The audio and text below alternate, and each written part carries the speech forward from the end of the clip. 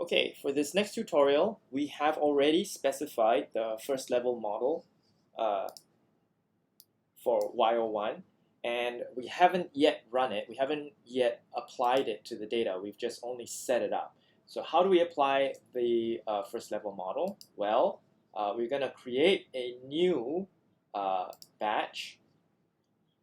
We're going to call it, it's really easy. We're just going to call the, from the menu, SPM stats model estimation.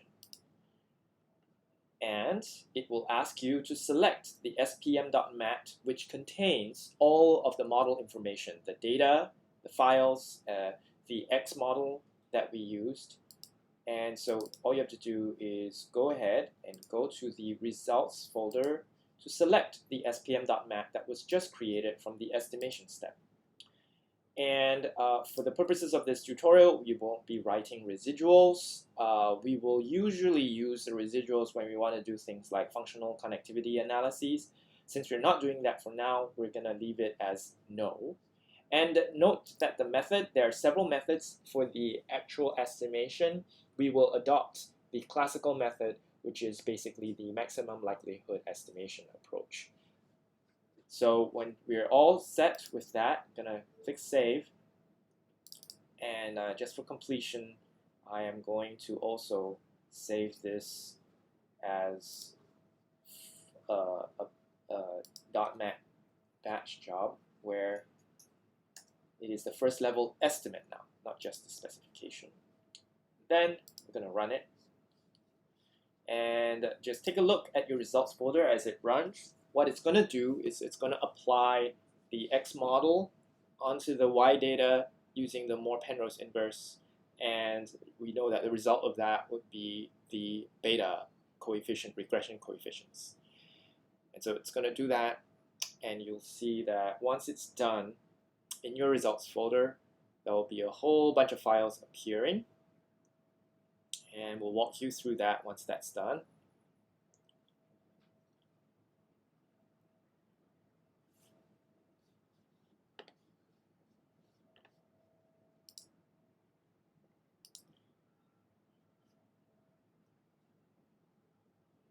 Okay, the estimation should be done now, and the result is you should see that there's a whole bunch now in your results folder. Apart from the original spm.mat, you will see a whole bunch of betas, 23 of them.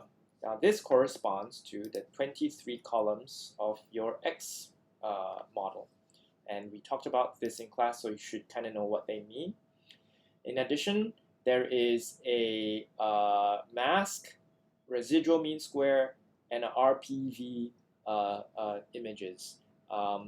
We will know that the mask basically is SPM's way of cutting down on the number of voxels it has to do the calculation on by only considering voxels which have brain tissue, right? And things that are not brain tissue, it won't waste time calculating the Moore-Penrose inverse. The residual mean square is the error estimate, the overall error estimate image for each voxel, which we have talked about, will be used to calculate the denominator variance information that will be important for statistical, calculating statistical parameters, which will then be used for statistical testing, right? The RPV is basically an image that estimates like the smoothness, the spatial smoothness of the data. And that will be important for when we are talking about things like multiple comparisons and random field theory, which will cover at the end of the, I believe, the second level analysis. Right now it's just the first level, and we usually are not too concerned about this at this point. So I won't talk about it for now. So when you've run the estimate and they've completed it, this is what you'll see.